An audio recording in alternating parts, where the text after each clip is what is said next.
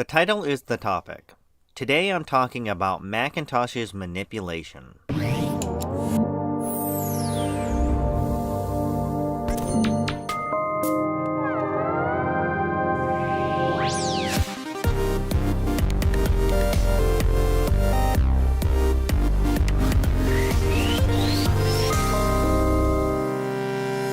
In this episode, we're going to shift the discussion away from I'm Anita's Keesian to focus on a pattern in Jonathan McIntosh, which I've decided to call create a new narrative. I originally thought about calling this video Jonathan's Jargon, but I think manipulation better suits what McIntosh is all about. In this video, Jonathan McIntosh has 5 tips for respectfully engaging with feminism. As I get to each tip, I'll first respond to the main premise of each tip before addressing the rest of his arguments. So let's get started. For many men, it can be hard to know exactly what role we can or should play in working towards an end to sexism. For some men, it can be hard to explain to them why they need to end their role in lies and manipulation. How can men help, and how much or how little should we be helping? In this video, we will explore answers to those questions and share a few suggestions about how men can respectfully approach feminism and, critically, explain why it's beneficial for men to be involved. You've spent the last 3 years lying and manipulating. The first time you announced this video, people were mocking you and poking fun at you. After you released it, several people dismissed everything you had to say. First things first, because there's so much misinformation about feminism floating around out there in the cultural ether, it's useful to quickly define what that term actually means. You're talking about misinformation about feminism while producing a series of videos on video games loaded with misinformation. You've created a toxic image for yourself that even if you make valid points, people are predisposed to dismiss or ignore you. A large part of your problem is you, Jonathan McIntosh. Feminism is a socio-political movement with the central goal of ending sexism and dismantling gender-based oppression. You list this as definition. Let's see what dictionary.com defines feminism as. The doctrine advocating social, political, and all other rights of women equal to those of men. An organized movement for the attainment of such rights for women. The dictionary defines feminism as rights equal to that of men. It doesn't say anything about dismantling anything. Feminism used to mean stuff like, if women do the same job as men, they should be paid equally. Your definition is more like hijacking the name and redefining its original intent. People like you make feminism more difficult to understand, and you are the one complaining about misinformation about feminism. Because there's so much misinformation about feminism floating around out there in the cultural ether, then you want to define what it means with a definition that is not what I saw in the dictionary. It's useful to quickly define what that term actually means. And then you blame other people for being confused. studied extensively. I'm only a few seconds into your video, and I'm already demonstrating part of the problem is you. So contrary to common misconceptions, feminism is not about man-hating or female supremacy. Whether I take your definition of feminism or the dictionary, you are correct. However, when I see prominent feminists wearing shirts that say, "I bathe in male tears," or I see hashtags like, "kill all men," that implies that some people use feminism as an excuse to hate on men. So contrary to common misconceptions, feminism is not about man-hating or female supremacy. You are also someone who constantly harps on men with the toxic masculinity argument. You make men sound inferior to women when they don't tap enough into their emotions. It's important to note that the feminist endeavor, as it's been defined by women like bell hooks, does not simply seek equal access for women within current systems of power, but instead seeks to transform those systems and the values associated with them.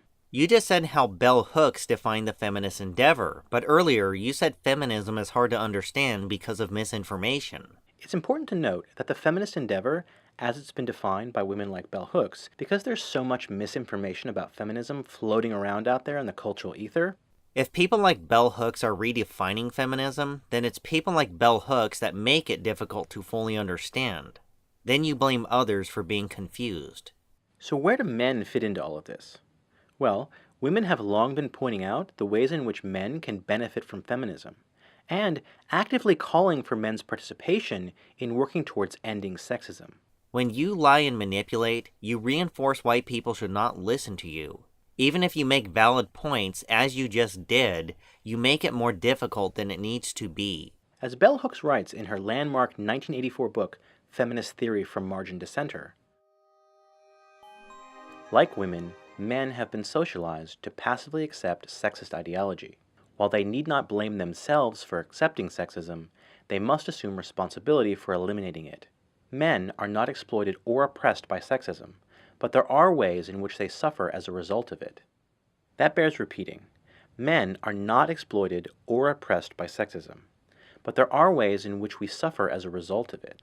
Men and women are different. Studies show that men and women have different preferences and interests, and this crosses over in every aspect of society, from the jobs we choose to work to the video games we choose to play. You try to define a lot of this as a social construct, then you scold men for trying to be themselves by calling them toxic and habitually shaming them. Feminism can be every bit as harmful to men as sexism. There are ways in which men suffer as a result of feminism, but you've been so indoctrinated into your line of thinking that you cannot see it. We are taught early on that boys don't cry, that to show sensitivity or emotional vulnerability is a sign of weakness. Men are discouraged from practicing nurturing, caregiving, compassion, and compromise for the same reasons. Which is my point. There could be biological reasons men may not be as naturally emotional or nurturing as women, but you blame society. I've referred to your ideology as a faith-based system. You've spent many years reading on how to be the way you are. You believe you have the answers. Any belief system can pressure people into believing things that are not true. I could argue that you also pressure men to be the way you want them to be, and when men reject your definition of what a man should be, it's them that is the problem and not yourself. So there is an enormous amount of pressure placed on men to prove our manhood by acting tough, projecting strength, and repressing our emotions. How do you treat men any different than society does? There is an enormous amount of pressure on your part for men to prove themselves to be the way you want them to be. This is compounded by the fact that men are often more admired for being aggressive, dominant, and violent than for being cooperative, vulnerable, and empathetic. This is compounded by the fact you habitually shame men by calling them toxic for expressing a side of masculinity you despise. Not only is all of this damaging behavior encouraged in individual men, but those same values are also reflected in our larger political and military institutions, often to disastrous effect. Not only is manipulation and lies perpetuated by you, but those same tactics are also reflected in our educational institutions, instilling values in others on how to deal with these problems, often to disastrous effect. Shut the fuck up for a second! I'm reading fucking basic.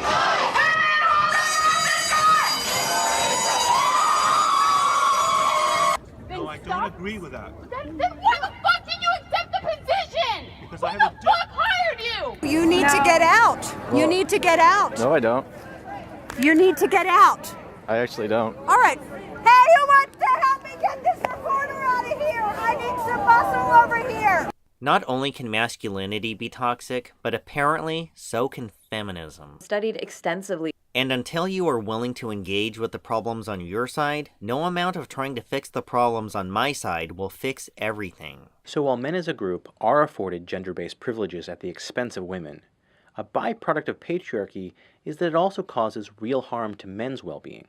There are also byproducts of feminism that cause harm to the well-being of others, and feminism can afford privileges to women as a result of their gender. I highly doubt Jonathan McIntosh would raise almost $500,000 in 1 year as a result of harassment.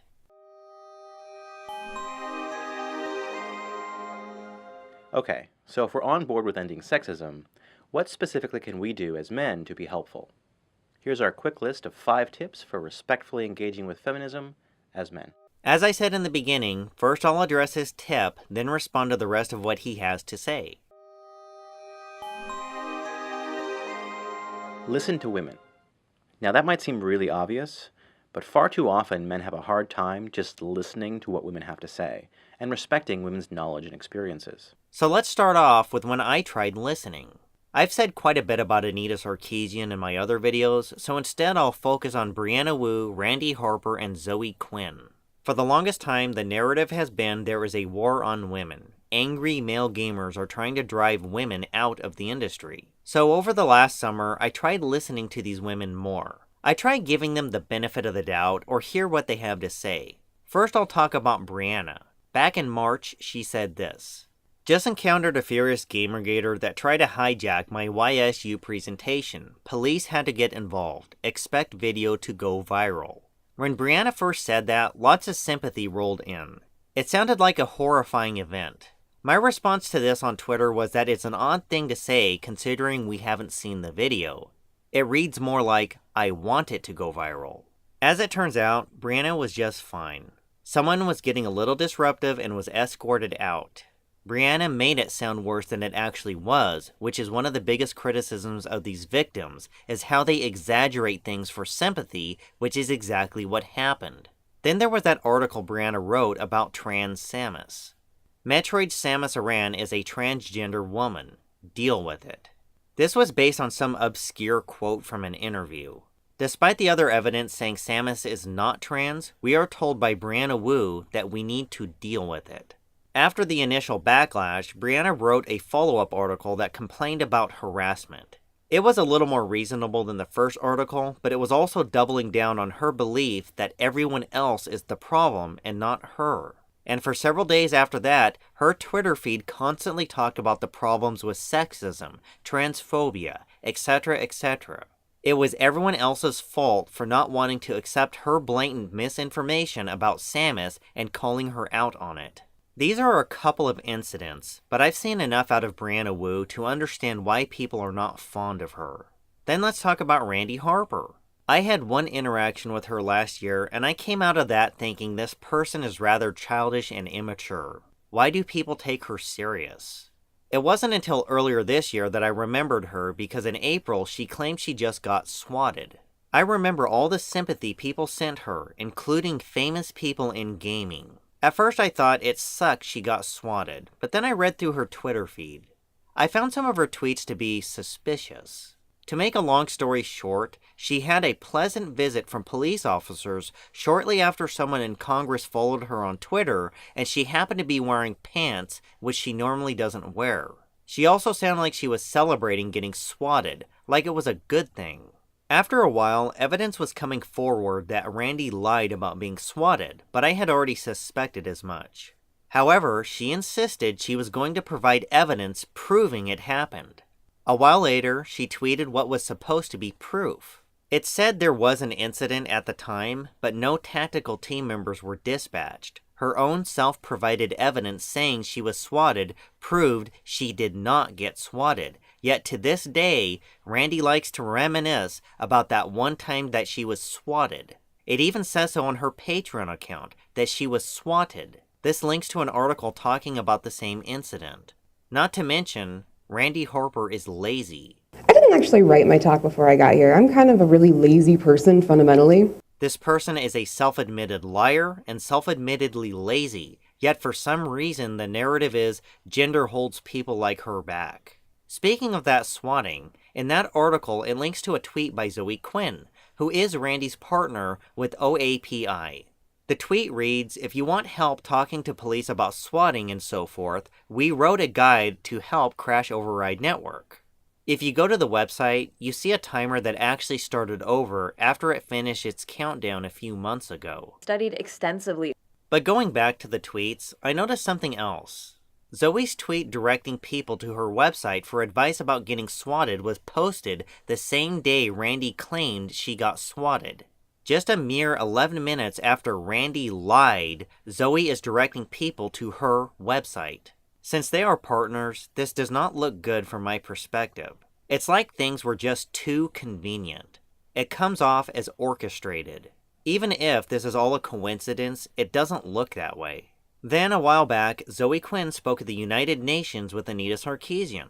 After that, the UN released a report about cyber violence. It was so bad that people on both sides of the discussion criticized it, including Zoe Quinn and Randy Harper. The irony is, they are part of what helped create the environment that allowed for someone to push that nonsense, because a lot of what was used to support that report was the harassment against women narrative. This is just some of what I've seen since I started listening to these victims. The amount of lies and manipulation coming from these people is unbelievable. And it's not just that they do it, but that they get away with it. That people who support them have no issue with their dishonesty. These women give me plenty of reason not to listen to them. Listen to women. Now that might seem really obvious, but far too often men have a hard time just listening to what women have to say, and respecting women's knowledge and experiences. I understand with Anita, Brianna, Zoe, and Randy that some people dismiss everything they have to say because of who they are, but it was not hard for me to listen to what these women have to say. However, they give me plenty of reason not to respect or trust what they have to say. It doesn't matter if it's a man or a woman. Lies, manipulation, and dishonesty are just that. Those are not sexism problems, those are people problems. Because of the way we're socialized to think of our voices as most important, men have a tendency to interrupt and interject ourselves into conversations and then to dominate those interactions. Sometimes I'll jump the gun and buy into a false narrative spun by my side, but usually I'm at least willing to listen to the other side and change my mind if I think I'm wrong. Having listened to some of these women, all I can say is that they want me to take them more serious. They need to stop lying and manipulating. This behavior is so ingrained that men often don't even realize we're doing it, which is why it's critical to learn how to take a step back, to try not to interrupt, and instead actively listen and absorb what is being said before responding. Several times over the last year, I listened to what was being said. I've taken steps back in a few situations to get a better perspective on what is going on. Once in a while, I do get caught up in false narratives, but those happen on both sides. However, I do try to look at things critically, even if it's my own side. Now, of course, this does not mean you have to agree with everything every individual woman says.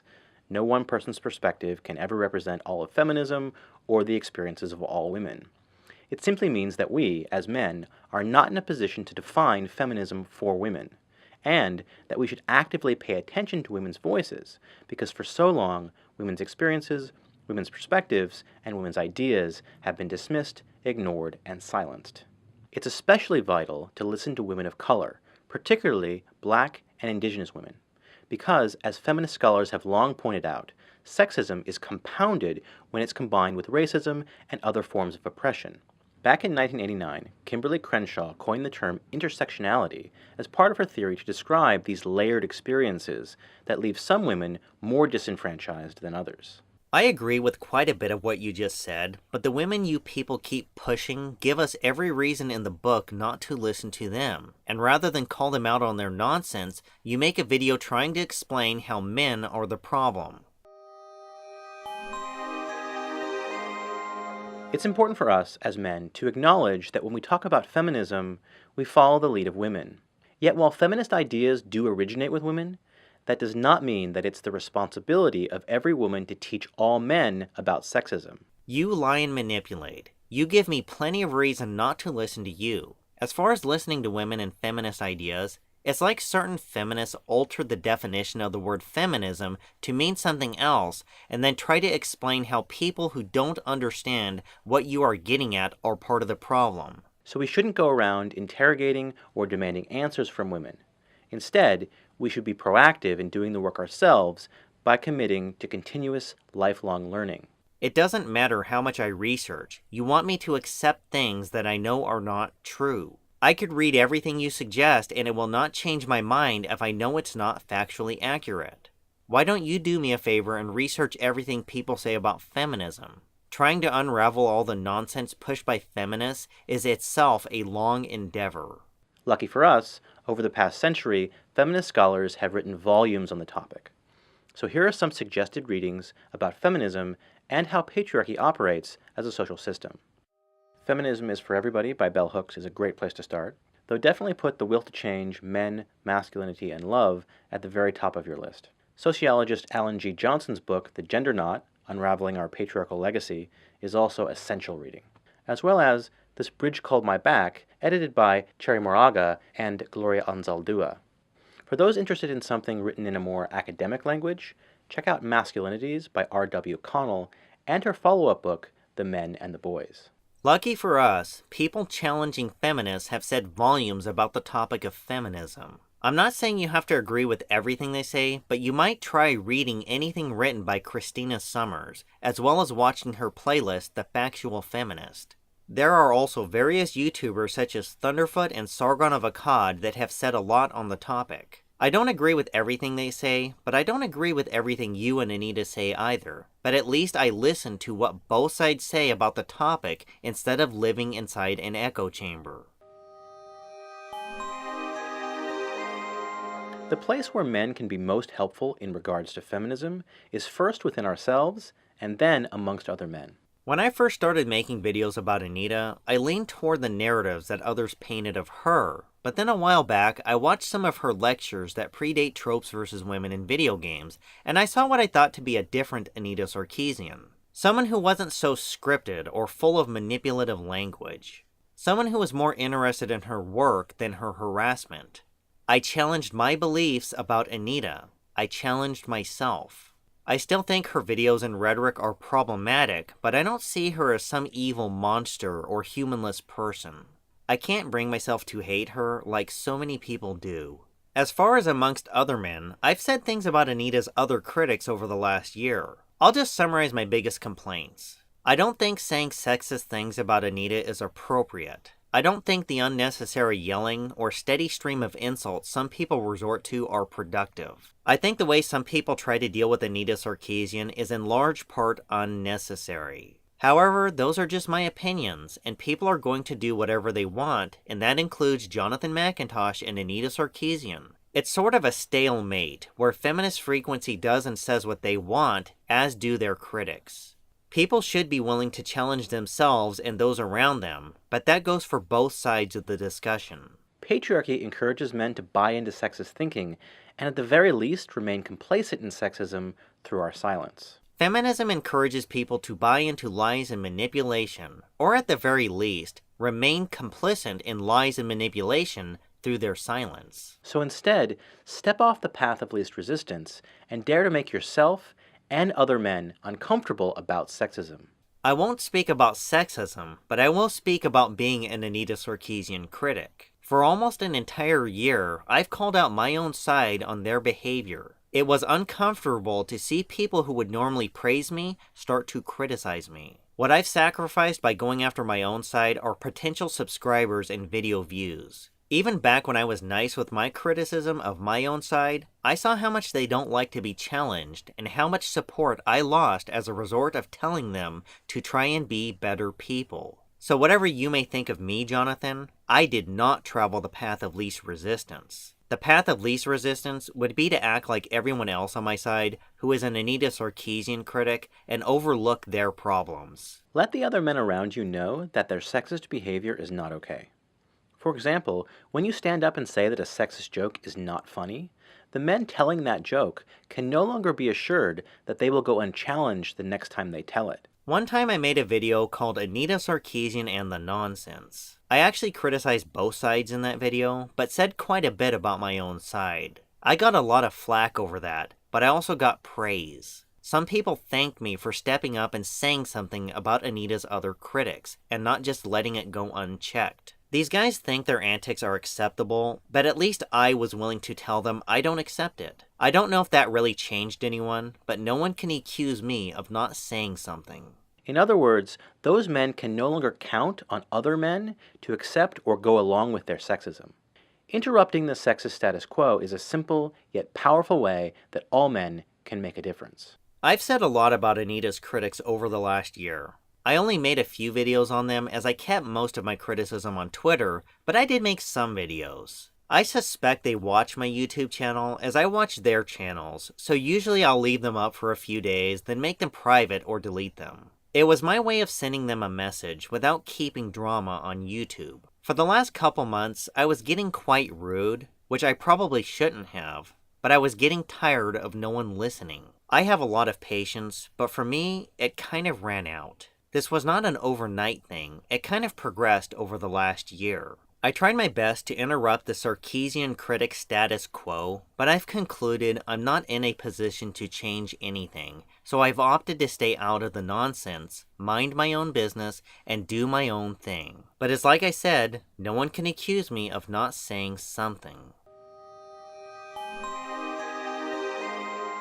If you make a comment and a woman dismisses or disagrees with you, don't take it personally.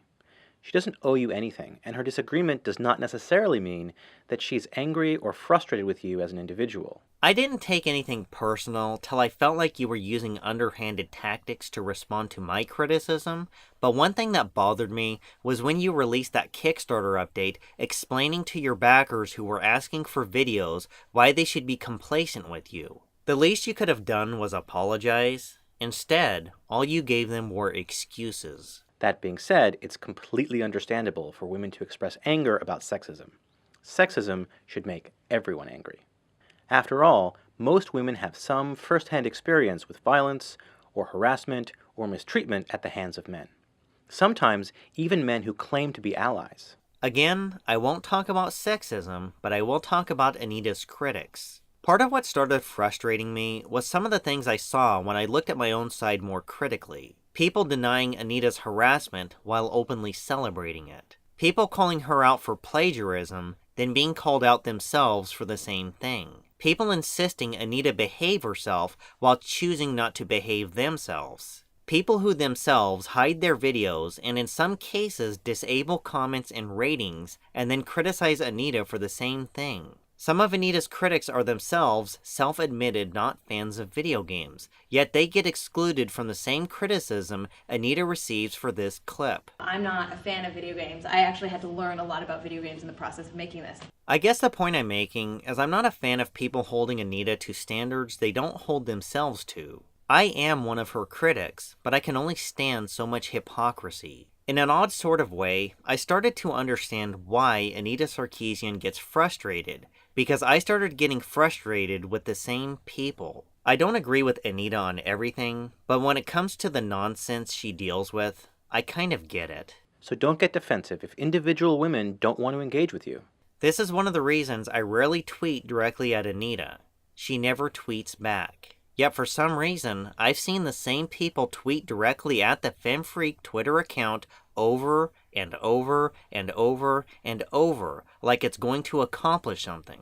Sometimes it just looks like harassment. And remember that it's definitely not our job to police the ways that women may choose to speak about sexism or their experiences.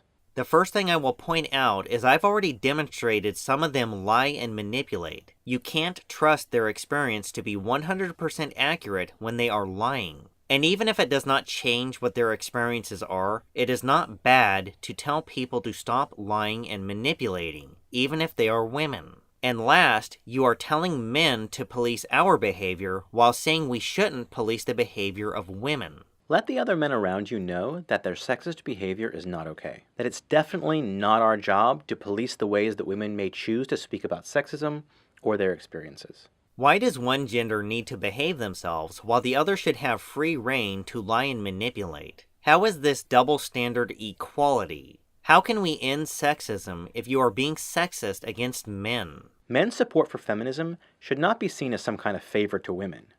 As we've discussed, dismantling the system of sexist beliefs benefits people of all genders. And moreover, men shouldn't expect a reward for deciding not to participate in a terrible system of oppression. Or, as many feminists have said before, you don't get a cookie for being a decent human being. I find this previous section to be odd considering what I've seen over the last year with several people who support feminism. There was some meltdown in the social justice community on YouTube involving someone sexually harassing another member of their community. One of the women was complaining about being treated by members of the community in a way she opposes. I didn't follow it that closely, but Thunderfoot made a video on it. Hannibal the Victor 13, who was a long-term Thunderfoot critic, was apparently a convicted sex offender. Sarah Nyberg had some chat logs that were found a while back. The original narrative coming from your side was they were tampered with, but then they were real and she was just being a teenage edgelord. Anita had a Twitch mod named Valis77 that was a sex offender. You keep criticizing patriarchy and talking about how toxic it is to men. Toxic masculinity. Some of the most toxic people in this discussion are on your side.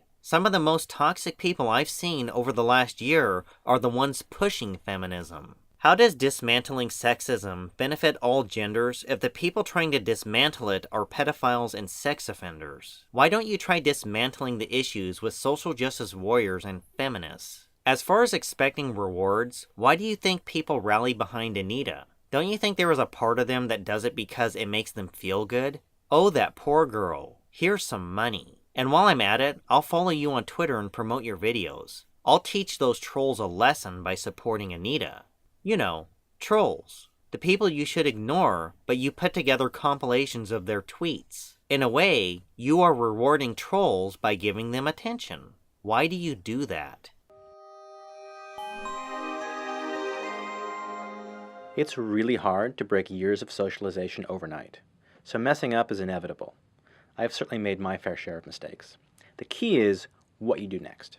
I think the way you decided to run tropes versus women in video games is a mistake. What do you plan to do next? We always have a choice in how we respond to our mistakes. So be humble, examine your own actions, acknowledge failings, and continue to learn how to be better and more supportive. I have one phrase for you, Jonathan. Sexism is not necessarily something always done consciously. It's something we're socialized to think is normal. And as such, it's something we often participate in without even meaning to. However, lying and manipulating is often something people do consciously. It's something you participate in with the intent of doing it. That makes it worse than a system where you don't know what you are doing is wrong, because in your case, you know it is. This is why challenging ourselves and reflecting on our own actions is a vital step in the process. But remember to be compassionate and patient with yourself, and keep working at it. Look in a mirror and reflect on your actions over the last 4 years. This is by no means an exhaustive list of advice, but it should give you a place to start. This response video is not an exhaustive list of criticism, but it should give you a good place to start. Now, if you're feeling a little uneasy at this point, that might actually be a good sign. As men, the process of honestly re-examining our own assumptions and questioning our participation in sexism will often feel uncomfortable. It felt uneasy when I re-examined my assumptions of Anita and questioned my own side, but I did it. The question is, when will you re-examine yourself, question what environment you participate in, and make yourself uncomfortable? But remember that even though we as individuals didn't create the system of patriarchy, it does manifest itself in almost every aspect of our lives, which means we do have a responsibility to challenge it. I did not like the environment of Anita Sarkeesian's critics, so I challenged the status quo. We must always recall our potential for positive impact in the world, and be involved in this work not out of personal guilt or shame, but because, as we've discussed in this video, the desired outcome is ending gender-based oppression and making the world a better place for people of all genders, including men. When I first started doing videos, for me, it was just about Anita Sarkeesian and her videos. Over the last year, I took more of an interest in what I call the nonsense. I got tired of the angry response videos to Anita and the feminist hate campaigns against game developers. This was an environment where people lashed out at each other over the most insignificant stuff. I've seen extremists on both sides attack their own for stepping out of line. I've seen this whole thing pit friends against one another. I've seen more lies and manipulation than I can remember. I spent a great deal of the last year trying to make things better, trying to get people to behave themselves, trying to minimize the impact this has had on the gaming industry and its culture. This wasn't even my war, as it had been waged long before I knew who Anita Sarkeesian was. But gaming and its culture is something I care about, even if I'm not always participating in it. All I wanted to do was try and fix something that I thought was broken. My desired outcome was to see this e-war end and watch people get along, but I've come to accept that may never happen. I think that sometimes conflict is necessary, because after all, one could define what I've tried doing over the last year as a conflict. Sometimes you need to challenge people to see things improve. Sometimes you need conflict to further the discussion, but I think part of the problem is not just the arguments being made, but the people making them and how they go about it. Whatever comes of all this, I know I can say one thing. At least I tried. If you like this video, I have a playlist tackling Anita Sarkeesian and her work and encourage you to check it out. It also includes reviews of her Tropes vs. Women in Video Game series. I get a lot of support from people who really like my videos, and they've even been used as educational tools in classrooms. Educational tools. I leave my audience with one question.